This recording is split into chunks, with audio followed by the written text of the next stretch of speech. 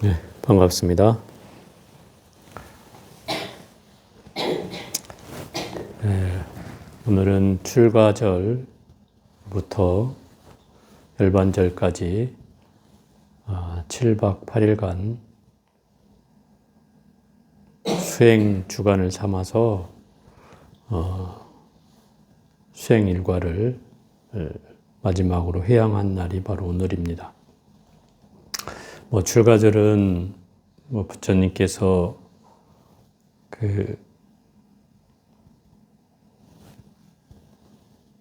재물과 또 욕망과 수많은 부귀영화를 다 내려놓고 당신 스스로 머리를 자르고 산속으로 들어갔던 그런 출가절이기도 합니다. 그걸 이제 출가절이라고 하고요. 열반절은 부처님께서 마지막으로 80여 생을 마치시면서 대중들에게 열심히 정진하라는 말을 남기고 열반에 드신 날이 또 오늘이기도 합니다.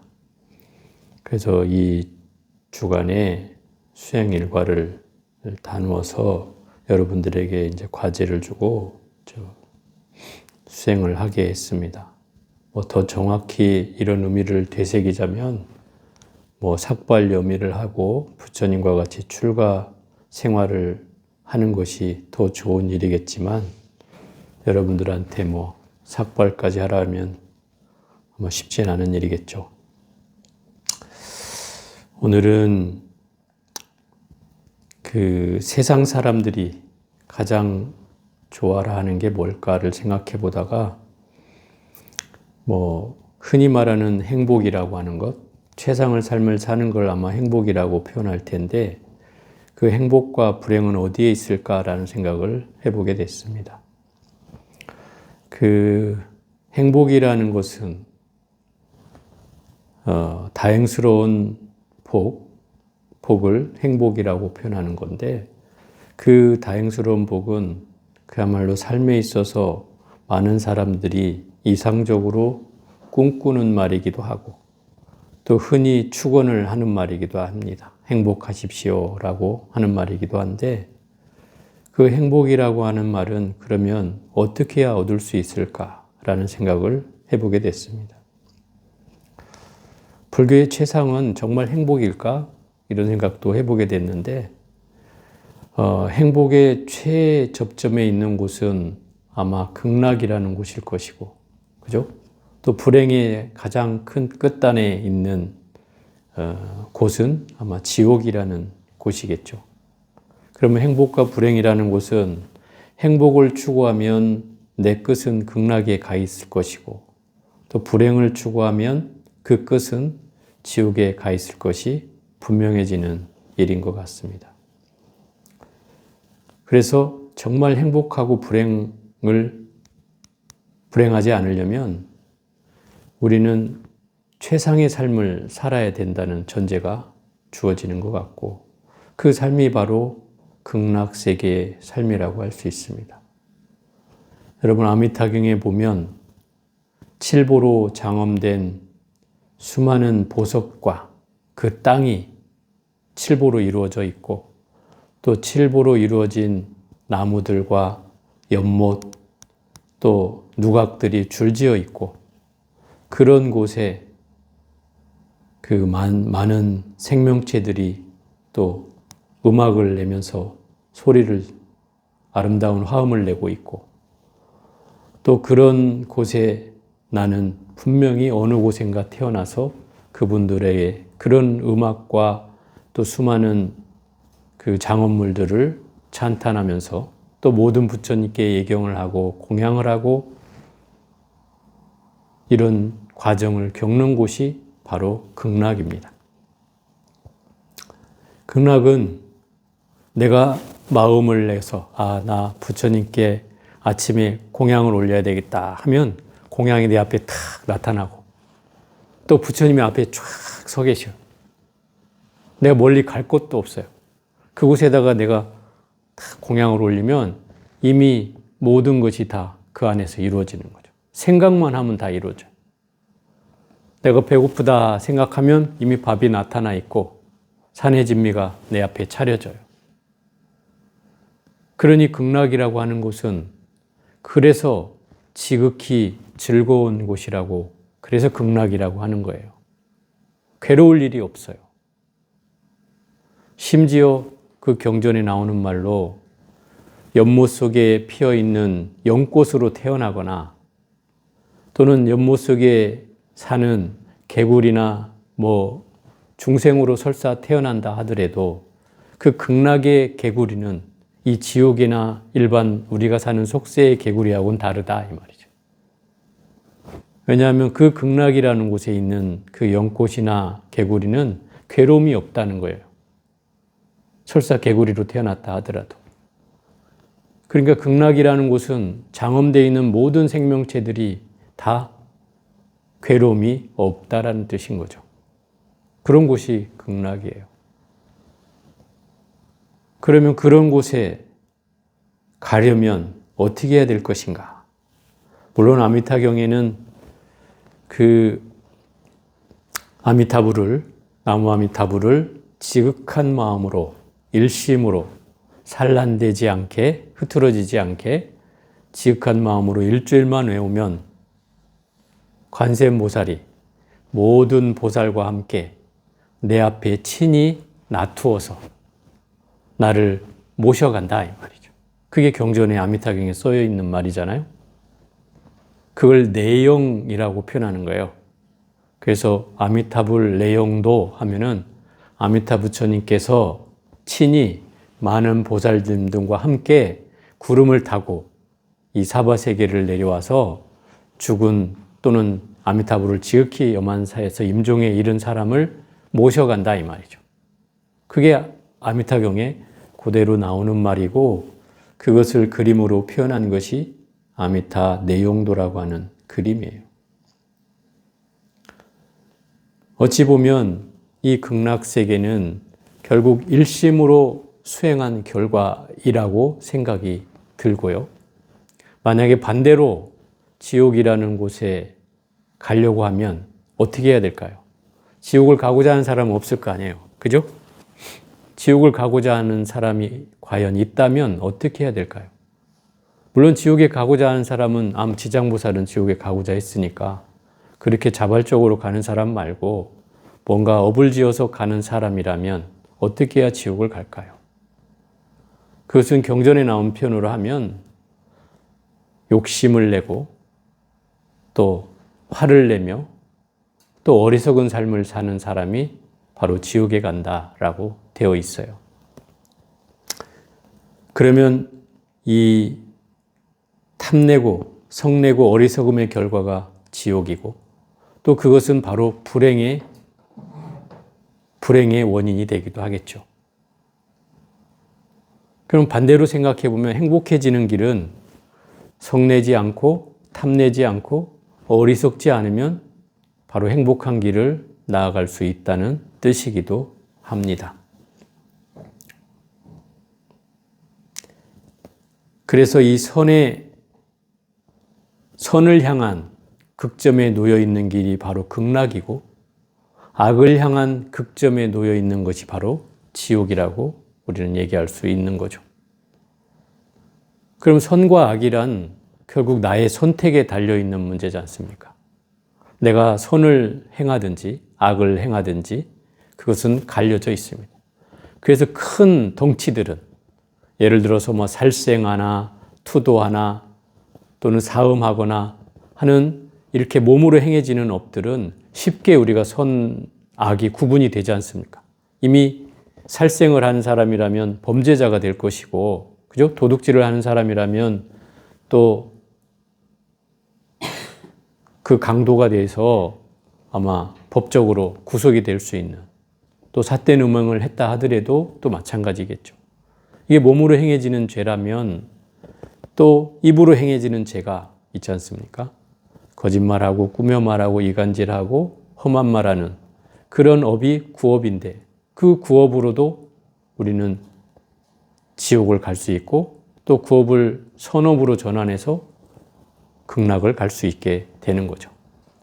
육신으로 짓는 업은 형상으로 나타나기 때문에 그것을 구별짓는 일은 어렵지 않습니다. 근데 우리가 제일 어려운 것은 입으로 짓고도 잘 모른다는 거죠.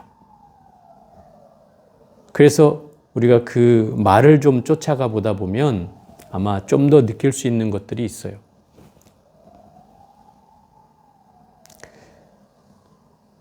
결국 우리가 말을 통해서 얻어지는 것은 극락을 가고자 하거나 행복을 얻고자 하는 사람들이 선택하는, 또는 그 삶을 예정되어 있는 사람들이 선택하는 이 언어적 습관은 주로 그런 거죠. 찬탄하고 기뻐하고 또 뭐라 그래요? 나누고 베풀고 배려하고 하는 이런 삶을 사는 사람들이 바로 우리가 극락과 행복이라는 삶을 살 수 있는 그런 사람의 언어적 습관이죠.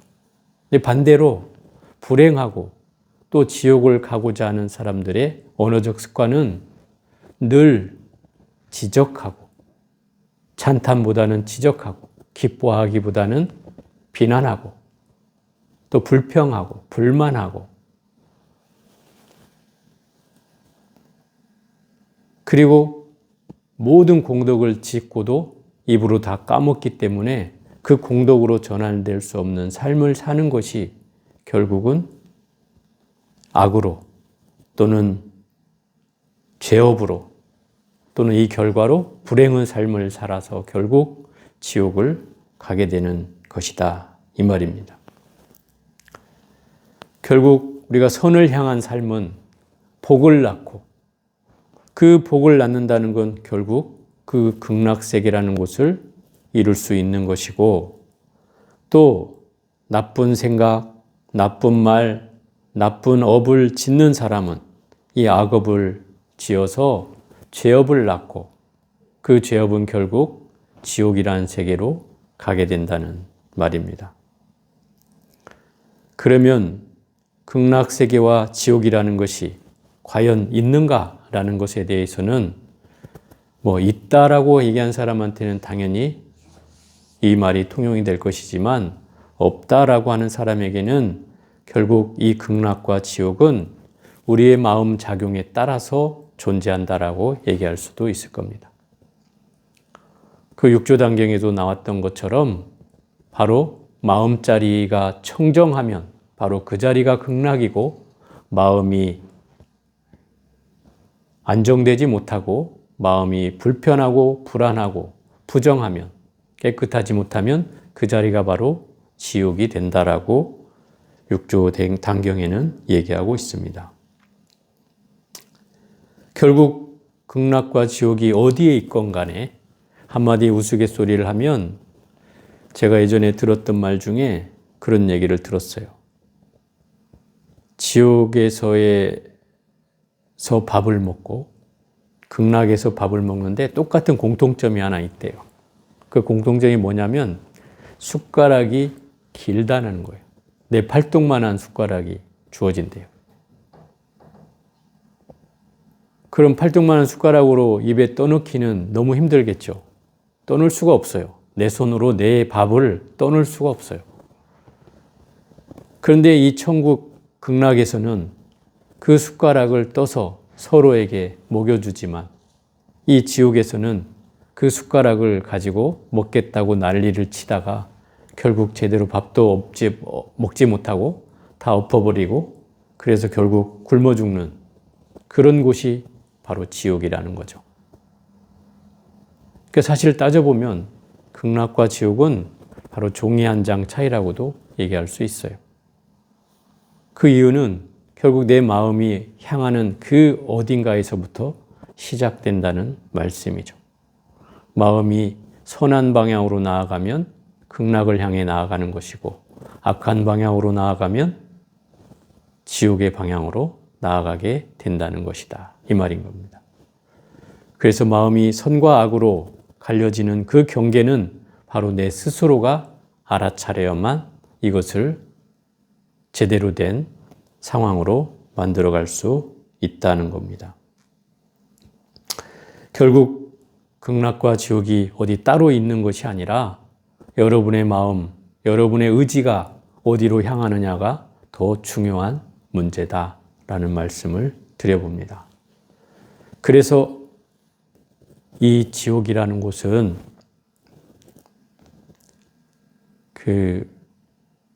수많은 지옥이 있어요. 지장경에도 수없이 표현해 놨는데 사방으로 40리가 되는 그런 곳에 지옥이 있고, 그런 지옥의 세계가 수백 개가 있고, 또 그걸 포함하는 지옥이 또 수백 개가 있고, 이렇게 이제 경전에는 표현해 놨어요. 근데 그 가운데 이 지옥은 여러분들이 나올 수 없는 지옥이 바로 이제 무간지옥이라는 곳이에요. 무간지옥은 나올 수가 없어요. 왜 나올 수가 없느냐? 나올 새가 없기 때문에 무간지옥이라고 하는 거예요. 없을무 사이간자, 쉴 새가 없다는 뜻이에요. 고통이 쉴 새가 없다는 거죠. 그리고 꺼내줄 틈이 없는 거예요. 그래서 뭔가 잠시 이렇게 쉬는, 다른 지옥은 짬이 있어요. 그냥 고통만 받는 것이 아니라 잠시 쉬었다가 또 받고 또 쉬었다가 받고 이렇게 하지만, 이 무간지옥은 고통이 쉴 새가 없는 곳이에요. 시간으로도 쉴 새가 없고, 몸으로도 쉴 새가 없고, 공간적으로도 쉴 새가 없고, 하여튼 5가지로 쉴 수가 없다. 그래서 오무간지옥이라고 하는 거예요. 그런 지옥은 어떤 공력을 들여도 꺼내줄 수가 없어요. 그래서 누굽니까? 목련존자가 어머니가 돌아가신 어머니를 꺼내주려 했지만 어머니가 무간지옥에 떨어져서 구제해 줄 수가 없었잖아요. 그래서 부처님께 여쭈자 부처님이 뭐라고 해요? 모든 대중에게 하한거 해제하는 날 공양을 베풀어라. 그러면 너희 어머니가 구제될 수 있다. 그렇게 수많은 수행한 스님들을 공양한 공덕으로 결국은 어머니가 나오게 된다 이 말이에요. 혼자만의 힘으로 되지 않는다는 뜻이죠. 그만큼 어려운 일이에요. 그러니 그런 지옥에 가지 않으려면 어찌 해야 될 것인가? 이렇게 생각해 보면 결국 우리가 가야 될 길은 선한 길. 이 선이라는 건 사실 따져보면 바른 길이란 뜻이기도 해요. 이 선한 길의 핵심은 바로 십선업에 있어요. 살생하지 않고, 도둑질하지 않고, 사음하지 않고, 거짓말하지 않고, 꾸며 말하지 않고, 이간질하지 않고, 험한 말하지 않고, 탐내지 않고, 성내지 않고, 어리석지 않은 것. 이게 바로 선한 업이에요. 선한 길이에요. 그래서 우리가 맨날 이 계를 받고 끊임없이 이것을 지킬 것을 서원하고 참회하는 이유예요. 이 길을 나아가야 악을 그치고 선을 나아갈 수 있는 거죠. 그것이 모든 부처님이 말씀하신 가르침이잖아요. 거기에 내 마음을 스스로 청정히 하는 것, 그것이 바로 이 행복한 길을 가는 가장 중요한 의지다라고 생각이 듭니다. 자, 오늘은 여기까지 해보겠습니다.